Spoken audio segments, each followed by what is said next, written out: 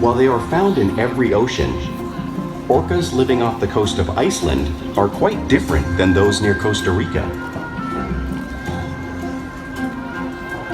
In fact, there are at least 10 types or ecotypes of killer whales.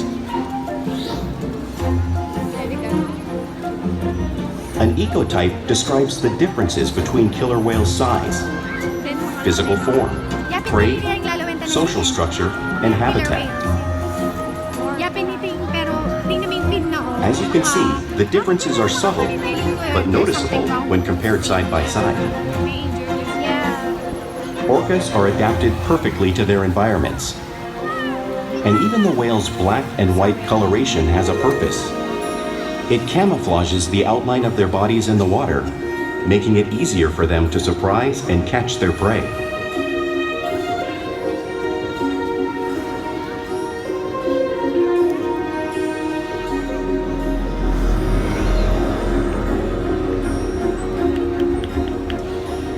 When viewed from above, the black of the whale blends in with the dark depths of the ocean.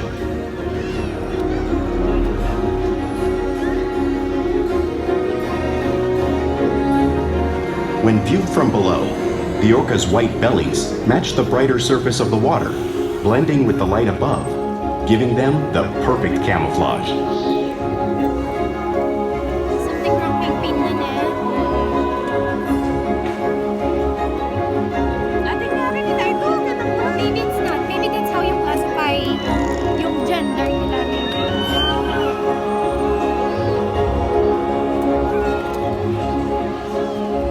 Orcas really are a natural wonder, and our oldest killer whale, Corky, is going to help me show you some of their physical characteristics.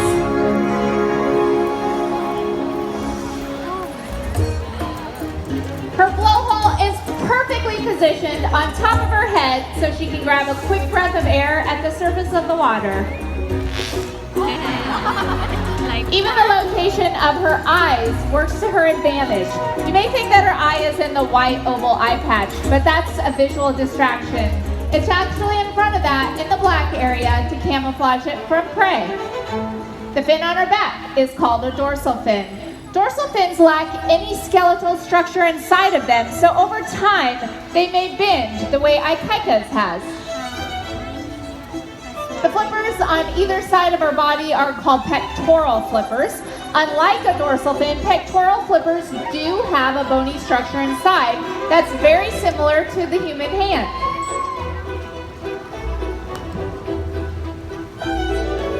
The lobes on either side of her tail are called flukes. Tail flukes are the power engine of the killer whale, propelling them to speeds of up to 30 miles per hour, as fast as our speedboats. And they swim the fastest, and they use the most power when propelling their nearly 10,000-pound bodies up and out of the water.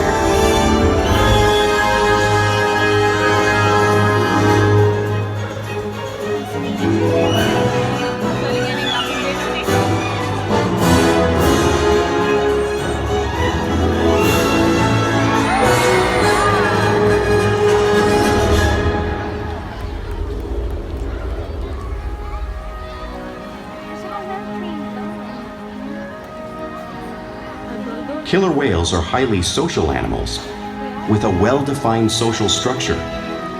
An orcapod is always led by a female. Though just half the size of her male counterpart, she is in charge. It's all about attitude, not size. Because they live and work as a group, orcas need to communicate with sounds and body language. Orcas use clicks for echolocation or navigation. Show, receive, echo. Whistles to socialize in the pod. And calls for group coordination and hunting.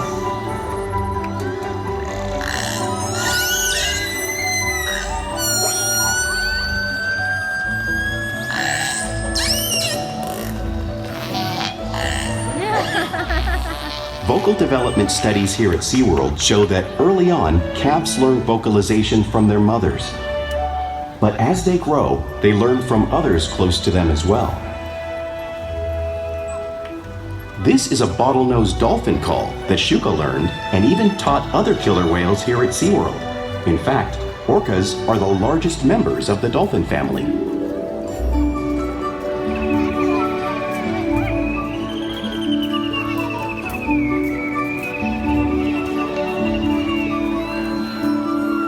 Whales here and in the wild use vocalization to communicate all the time. Like all animals, killer whales use body language as part of their communication. They'll use pectoral slaps to get noticed or to show their dominance. For example, a mother may use a pec slap to get her calf's attention.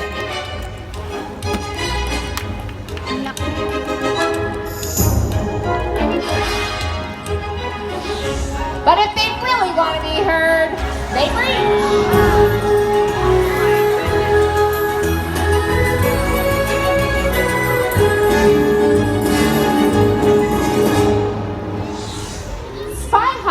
Is a way for killer whales to coordinate their behavior and to get a better look at their surroundings when they hunt.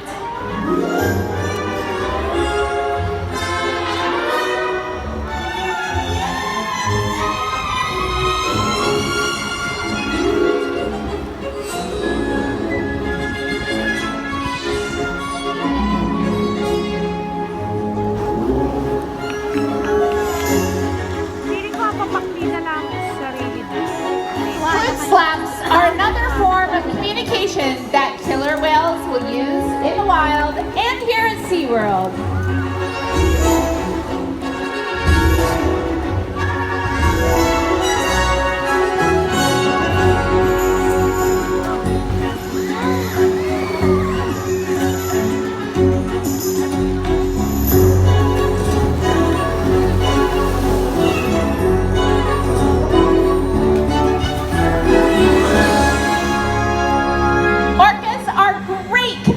So it's no surprise they're at the top of the ocean's food chain.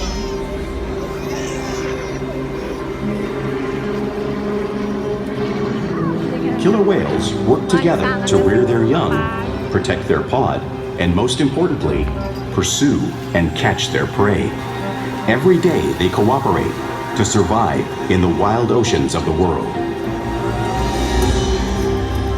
The orca's hunting techniques are as varied as the whales themselves. Norwegian killer whales will circle herring, herding them together.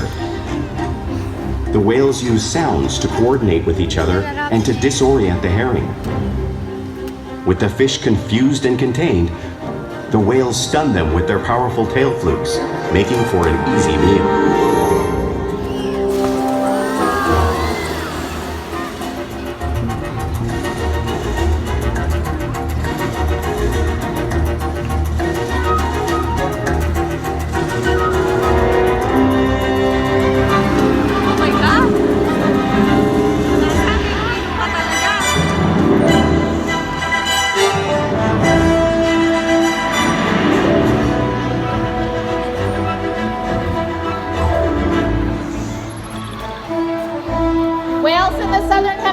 Will capture sea lions by grabbing them right off the beach. Watch as Nakai demonstrates this same behavior and movement right here.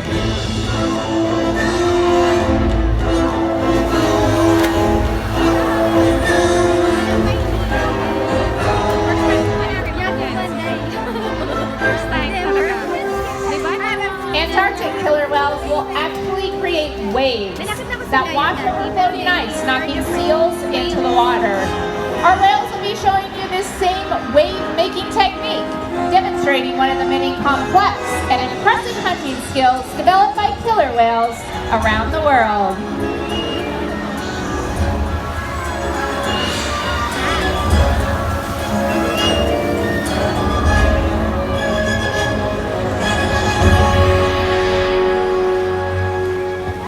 Now you just saw these waves crashing in front of you, but you have no idea the amount of water that's being displaced unless you experience it firsthand. And luckily, Roberto here has volunteered to feel the power of our killer whales. Here, have a seat right here, buddy. There you go. Slide your back all the way up against the glass so you don't get washed away. And there's a handle right here. Right there. There you go. Good job. That'll help keep you in place. All right, let's see what's going to happen. Oh, Orchid is going to come make a wave just for you, Roberto. Woo! She's coming in hot. Here it comes, hold on. Oh my goodness. Wow. That was a big wave. How'd it feel? Good? Oh, you're my kind of kid. Good job, Roberto. You did awesome. Thanks so much for your help.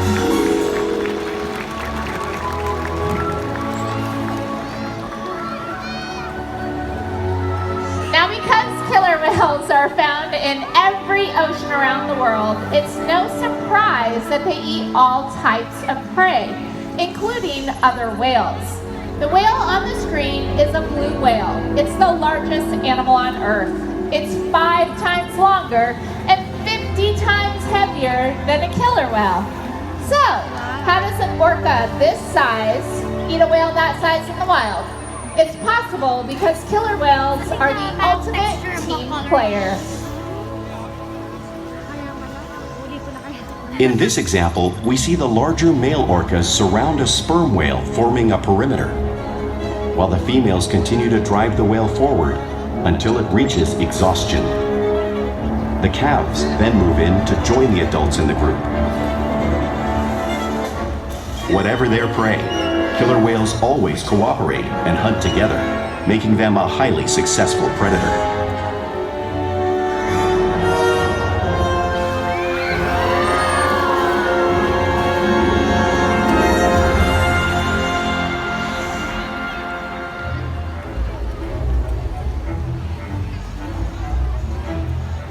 Play is an important part of everyday life for killer whales. It's how they teach the young whales to hunt and practice their skills as they grow. Orcas spend a lot of time interacting and showing their playful side, both in the wild and here at SeaWorld. Porpoising is when the whales swim fast, breaking out of the water just for a moment.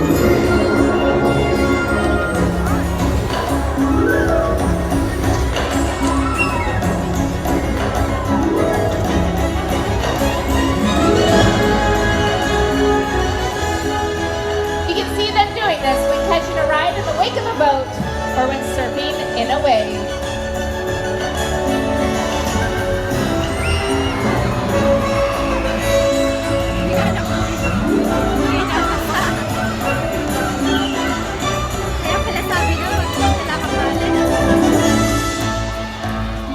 Orcas like to be touched and will rub their bellies on rocks when they can. We often find our killer whales rubbing on surfaces around their environment, just like orcas in British Columbia would.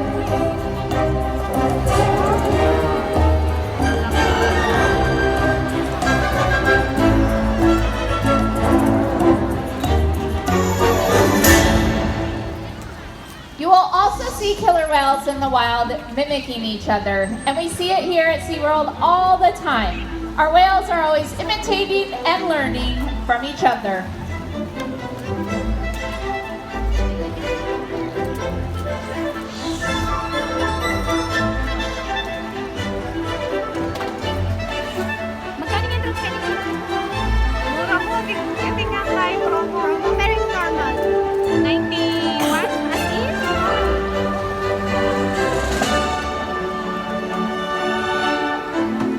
Playful behavior has a purpose. Many of the behaviors you've seen today are used by wild whales to stun fish when hunting.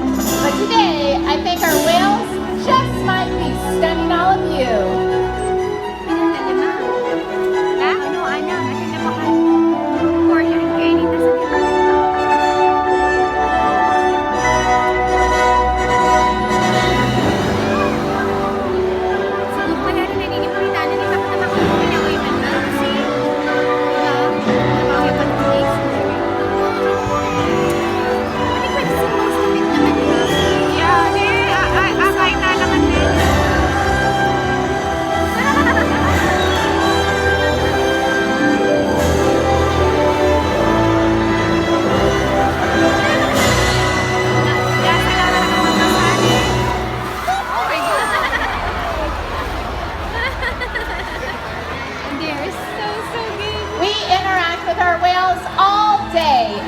day, sharing trusted relationships to provide excellent healthcare, research, and of course, quality of life.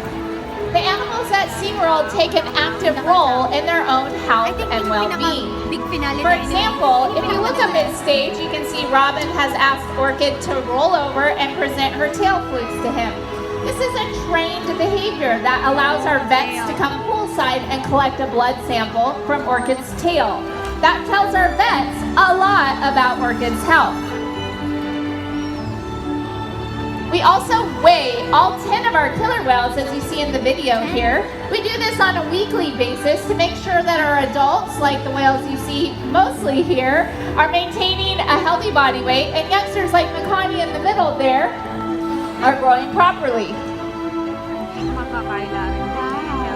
We can even collect a breath sample from the animal's blowhole. Now, none of these behaviors would be possible without the trusted relationships that we build every day at SeaWorld with our killer whales. Ladies and gentlemen, I want to take a minute to introduce you to this beautiful creature. This is Orchid. Orchid was the very first killer whale born here at SeaWorld San Diego. She's 30 years old. She's 20 feet long, and she weighs 6,000 pounds. Orchid is a very intelligent whale. She loves to learn new things. She really lights up when she's learning a new behavior. It's something she really seems to enjoy. In fact, we challenge all of our whales to learn new things every day, to engage and stimulate their minds. Diet, exercise, and of course play keep the whales in great shape. The whales here at SeaWorld have helped killer whales in the wild by participating in many research studies. One ongoing study monitors the whale's heart rate and breathing to understand how marine noise pollution from ship engines and other sources affect wild populations. In another study, scientists from NOAA, the National Oceanic and Atmospheric Administration, took measurements of the killer whales living here, including pregnant whales. By comparing these measurements with drone footage of killer whales in the wild, scientists are able to monitor the wild population's nutritional and reproductive states. Other research has been done here at SeaWorld on the mother whale's milk composition. This research will help create an effective model to understand how toxins in the ocean impact wild killer whales and their milk supply. What we learn from the whales in our care every day is actively helping